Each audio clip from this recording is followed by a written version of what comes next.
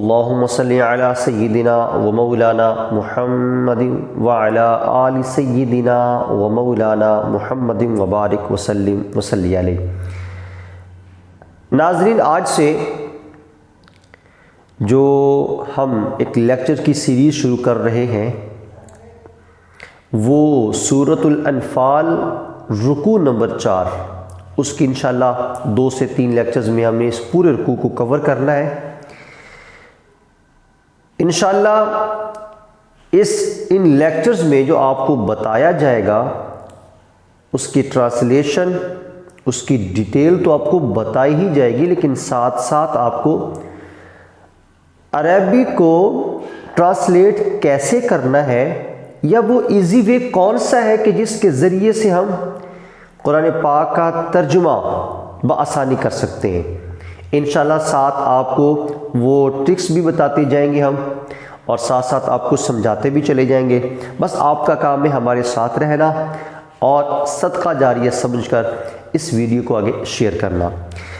سورہ انفال رکوع نمبر 4، چونکہ یہ 9 کلاس کے سلیبس میں ہے تو یہ 9 کلاس کے لیے بھی ہے، تو ہم ساتھ ساتھ سارے اس سے فائدہ لے سکتے ہیں، چونکہ قرآن پاک ہے۔ قرآن پاک صرف 1-2 لوگوں کے لیے نہیں ہے، وہ سارے مسلمان اور ساری انسانیت کے لیے راہ ہدایت ہے، اگر کوئی اس سے لینا چاہے۔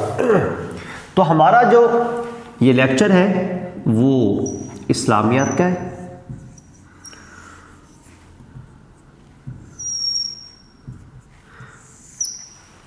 میں نے پہلے بھی عرض کیا تھا کہ ہماری خوش خطی جو ہے یہ بڑی معنی رکھتی ہے ہمارے پیپرز کے لیے۔ اگر آپ کی رائٹنگ خوبصورت نہیں ہے اس کو بنائیں، اس کے لیے محنت کریں۔ اگر کبھی درمیان میں کوئی اس طرح کی بات آ گئی تو انشاءاللہ کوئی 1-2 باتیں آپ کو بتائیں گے کہ کس طرح سے آپ اپنی رائٹنگ خوبصورت کر سکتے ہیں۔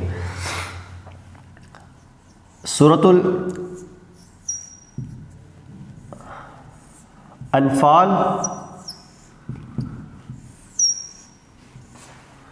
رکوع نمبر 4۔ اعوذ باللہ من الشیطان الرجیم، بسم اللہ الرحمن الرحیم۔ عربک بھی ساتھ ساتھ پڑھی جائے گی تاکہ اگر آپ قرآن پاک کو تجوید کے ساتھ پڑھنا چاہیں تو ساتھ ساتھ آپ اس کو سن کر اپنے قرآن پاک کی جو آیات ہم پڑھیں گے وہ ساتھ آپ اپنی بہتر بھی کر سکتے ہیں۔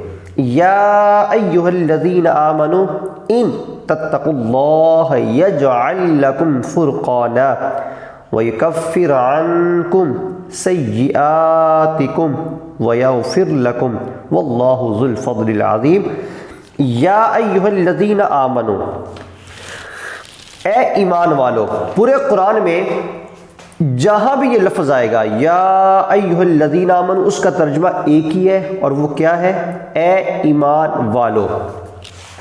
ان، ناظرین یہ لفظ ان جو ہے یہ قرآن پاک میں جہاں بھی آئے گا اس کا ترجمہ اگر ہی ہوگا، جہاں بھی پورے قرآن پاک میں، تو آپ اس کو ذہن میں بٹھا لیں کہ لفظ ان جہاں بھی آئے گا اس کا ترجمہ ایک ہی ہے، وہ ان ہے، وہ اگر ہے۔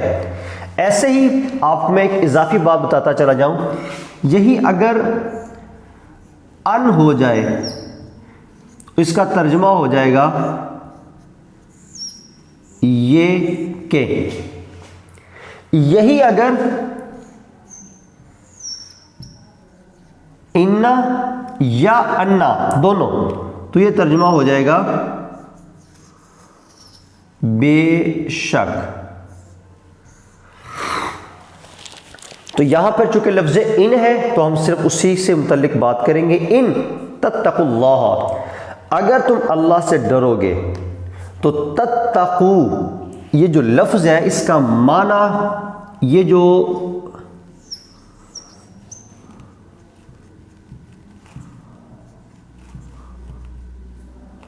تتقو تم ڈرو۔ ناظرین یہ جو تا قاف واو، مین یہ تا قاف پیچھے لفظ الف بھی آ سکتا ہے، اتق اللہ بھی بن سکتا ہے۔ یہ جو تا قاف اور اسپیشلی ساتھ واو بھی اگر مل جائے قرآن پاک میں جہاں بھی یہ لفظ آئے گا اس کا ترجمہ ڈرنے سے متعلق ہوگا۔ ہاں جملے کی مناسبت سے یہ بدل سکتا ہے، سینس بدل سکتی ہے، لیکن مین جو ہے وہ ڈرنا، تم ڈرو وہ ڈرو، تمہیں ڈرنا چاہیے تم ڈرو گے، اس طرح کا ہی رہے گا۔ تو یہ ایک ٹرک ہے، اگر یہ لفظ آپ کے سامنے آتا ہے تو آپ کو اس کی سمجھ آنی چاہیے اس کا ترجمہ کس طرح کا آئے گا۔ یجعل لکم فرقانا، اگر تم اللہ سے ڈرو گے تو وہ تمہارے لیے، وہ تمہیں ممتاز کر دے گا، وہ تمہیں جدا کر دے گا دوسروں سے۔ یہ اللہ سے ڈرنے کا پہلا انعام ہے۔ وَيُكَفِّرْ عَنْكُمْ سَيِّئَاتِكُمْ، یکفر ناظرین کفارہ، یکفر اسی سے کفارہ بھی بنتا ہے، کاف فا را، کاف فا را۔ تو اللہ تعالیٰ تمہارے مٹا دے گا، تو جو ہم کفارہ ادا کرتے ہیں وہ بھی ہماری اس پچھلی غلطی کو مٹا دیتا ہے، اس لیے اس کو کفارہ بولتے ہیں۔ تو اصل جو اس میں جو لفظ ہے وہ کاف ہے، فا ہے اور را۔ تو وَيُكَفِّرْ عَنْكُمْ سَيِّئَاتِكُمْ، وہ تمہارے گناہ مٹا دے گا، وَيَغْفِرْ لَكُمْ، اور تمہیں بخش دے گا۔ یغفر یہ بڑا آسان سا ایک لفظ ہے، یغفر۔ اگر ہم اس پہ تھوڑا سا غور کریں تو ہمیں یہ بات سمجھ میں آتی ہے، مغفرت، میں ساتھ ساتھ آپ کو وہ ٹرکس بتا رہا ہوں کہ اگر تھوڑا سا آپ غور و فکر کریں تو ہماری اردو میں بہت سارے الفاظ ایسے ہیں کہ جس سے ہم عربی کو سمجھ سکتے ہیں۔ غین فا را، غین فا را، اس کا مطلب یہ ہے کہ یہ میم اور تا اور ادھر سے یا اور ادھر سے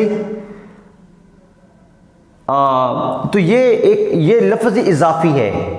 تو اصل جو جملہ ہے وہ غین فا را کا ہی بن رہا ہے، تو مغفرت کا مطلب ہم سارے جانتے ہیں۔ تو اگر تھوڑا سا ہم اس یغفر کو سمجھ کے پڑھیں گے ہمیں بات سمجھ آ جائے گی، یار یہاں پہ مغفرت کی بات ہو رہی ہے۔ واللہ ذو الفضل العظیم، اور اللہ بڑے فضل والا ہے۔ لفظ عظیم ہم سب کو پتہ ہے، فضل کا بھی سب کو پتہ ہے، اللہ کا بھی سب کو پتہ ہے۔ واو کا ترجمہ ہوتا ہے اور، واللہ ذو الفضل العظیم میں ایک لفظ ہے ذو، اس کا ہمیں ترجمہ نہیں پتا، باقی اللہ کا ترجمہ بھی آتا ہے، فضل کا بھی ہمیں پتا ہے، عظیم کا بھی پتا ہے۔ تو اگر ذو کا ترجمہ ہمیں سمجھ آ جائے تو ہم اس پورے سینٹینس کا جملہ ترجمہ کر سکتے ہیں۔ اور اللہ بڑے فضل والا، ذو جو ہے یہ عربی میں والا کے معنی میں استعمال ہوتا ہے۔ تو واللہ ذو الفضل العظیم، اللہ فضل والا ہے، عظیم بلند، عظیم فضل والا ہے۔ تو اگر آپ اس کو سمجھ کے پڑھیں گے تو آپ کو ساتھ ترجمے کی بالکل بہترین انداز میں سمجھ آ سکتی ہے۔ آیا نمبر 30، وَإِذْ يَمْكُرُ بِكَ الَّذِينَ كَفَرُوا لِيُثْبِتُوكَ أَوْ يَقْتُلُوكَ أَوْ يُخْرِجُوكَ وَيَمْكُرُونَ وَيَمْكُرُ اللَّهُ وَاللَّهُ خَيْرُ الْمَاكِرِينَ۔ یہاں پر لفظ اذ آ رہا ہے۔ لفظ اذ جو ہے قرآن پاک میں بہت سارے مقامات پہ آیا، جہاں بھی یہ لفظ استعمال ہوگا اس چیز کو آپ اپنے ذہن میں بٹھا لیں، اس کو قانون سمجھ لیں، فارمولہ سمجھ لیں، اس کا ترجمہ وہ جب کی ہی سینس میں ہوگا۔ اور جب یہ بھی ہو سکتا ہے، دوسرا بھی ہو سکتا ہے اس وقت کو یاد کرو، یہ دونوں اس سینس میں، یہ ترجمہ ہمیشہ اس کا یہی ہونا ہے۔ یمکرو بک الذین کفروا، اب کافروا جو ہے، کافا رو، اب کافا رو کو اگر ہم سوچ کے پڑھے تو ہمیں کاف فا اور را سے کفر کی سمجھ آ رہی ہے۔ اس کا مطلب یہ ہے کہ یہاں پر جو بات ہو رہی ہے نا وہ کافروں سے متعلقہ ہے۔ اور یہاں پہ ایک اور چیز، اگر ہم ترجمے کو غور سے پڑھتے ہیں، یمکرو،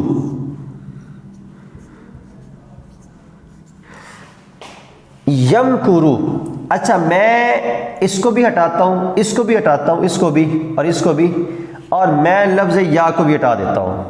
اب میں اگر آپ سے سوال کروں کہ یہ پیچھے کیا بچا، آپ کہیں گے مکر۔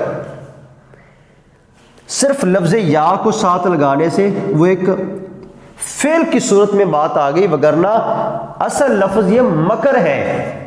تو اگر آپ اس کو تھوڑا سا سمجھیں گے تو آپ کو یہ بات سمجھ آ جانی چاہیے کہ ایک تو یہاں پہ کافروں سے متعلق بات ہو رہی ہے، اور مکر ایک مسلمان کا کام نہیں ہے، تو دوسری بات مکر کی ہے۔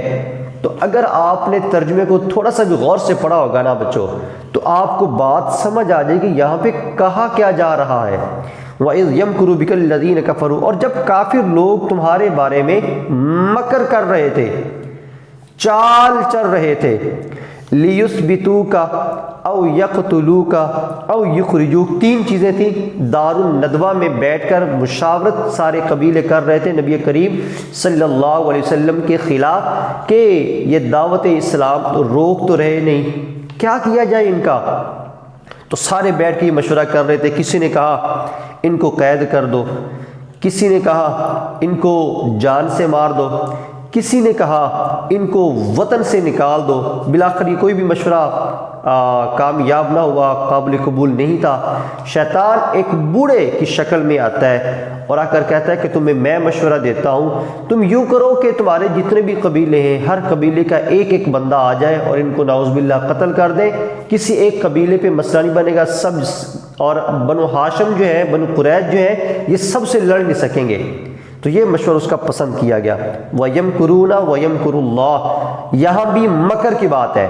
وَيَمْكُرُونَ وَيَمْكُرُ اللَّهُ، اب مکر کا جو لفظ ہے وہ اللہ کے لیے استعمال ہو رہا ہے ساتھ۔ وَيَمْكُرُ اللَّهُ، اللہ کی لفظ اللہ کے ساتھ آگے، تو اس کا مطلب یہ ہے جو ترجمہ مکر کا وہی ہے جو ہے، لیکن اس کی تھوڑی سی سنس تبدیل ہوگی۔ وَيَمْكُرُونَ، وہ چال چل رہے تھے ادھر، وَيَمْكُرُ اللَّهُ، اور اللہ تعالیٰ ان کی مقابلے میں اپنی خفیہ تدبیر کر رہا تھا۔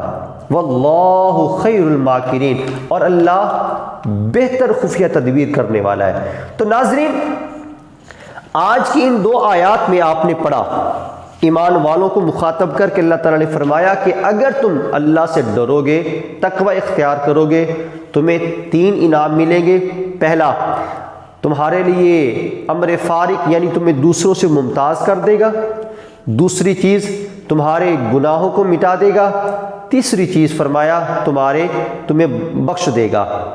دوسری آیت میں آپ کو یہ بتایا گیا کہ کافر جب دار الندوہ ابو جہل کے گھر میں بیٹھ کر مشورہ کر رہے تھے کہ کیا کیا جائے، کسی نے قتل کا مشورہ دیا، کسی نے قید کا مشورہ دیا، کسی نے نکالنے کا، وطن سے نکالنے کا مشورہ دیا، اور اس وقت شیطان ایک بڑے کی صورت میں آیا، اس نے تمام قبیلوں کو مل کر یہ کام کرنے کا مشورہ دیا۔ اور اللہ کہتا ہے کہ ادھر وہ خفیہ، وہ مکر کر رہے تھے، چال چل رہے تھے، اور ادھر سے ہم اپنی خفیہ تدبیر کر رہے تھے، اور اللہ کی خفیہ تدبیر سے بڑھ کر کسی کی تدبیر نہیں ہے۔ میں دعا گو ہوں کہ ہمیں اس لیکچر کو سمجھنے کی توفیق عطا فرمائے اور صدقہ جاریہ سمجھ کر اس کو آگے فارورڈ کرنے کی توفیق عطا فرمائے۔ السلام۔